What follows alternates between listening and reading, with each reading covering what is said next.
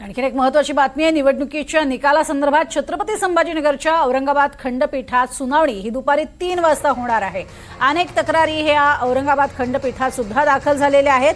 नागपूर खंडपीठामध्ये सुद्धा 10च्या वर तक्रारी दाखल झालेल्या होत्या आणि या संदर्भात छत्रपती संभाजीनगरच्या औरंगाबाद खंडपीठात सुनावणी दुपारी 3 वाजता पार पडणार आहे। अधिक माहिती घेऊयात मोहसिन शेख आमचे प्रतिनिधी आपल्या सोबत आहेत। मोहसिन, ज्या पद्धतीने नागपूर खंडपीठाचा निकाल लागला तसाच निकाल हा या औरंगाबाद खंडपीठात अपेक्षित असेल, काय अधिक माहिती? नक्कीच औरंगाबाद खंडपीठात देखील नागपूर प्रमाणे याचिका दाखल करण्यात आल्या होत्या आणि नागपूर खंडपीठाने 21 तारखेला मतमोजणीचा निकाल दिलेला आहे।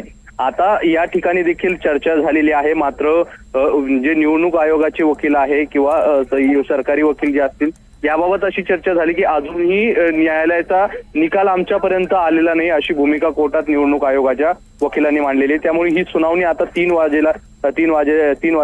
वाजता होणार आहे आणि त्यानंतर औरंगाबाद खंडपीठ हे निकाल देणार आहे। त्यामुळे आता औरंगाबाद खंडपीठ नागपूर खंडपीठाप्रमाणेच 21 तारखेचा मतमोजणीचा निकाल देतो की आणखी काय निर्णय येतो हे पाहणं महत्त्वाचं असणार आहे। मात्र निवडणूक आयोगाकडे अजूनही न्यायालयाची प्रत आदेशाची गेलेली नाही। त्यामुळे आता जी 12:30 वाजता ही सगळी सुनावणी होणार होती ती आता 3 वाजता होईल आणि 3 वाजेच्या या सुनावणीकडे सर्वांचं लक्ष लागलेलं आहे। नक्की साधारण किती याचिका दाखल झालेल्या आहेत मोहसिन?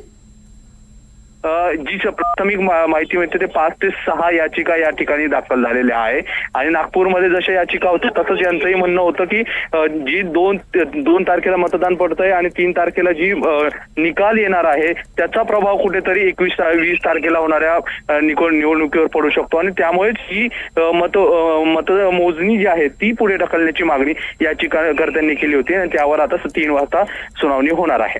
नक्कीच तुर्तास धन्यवाद या संपूर्ण माहितीसाठी मोहसिन।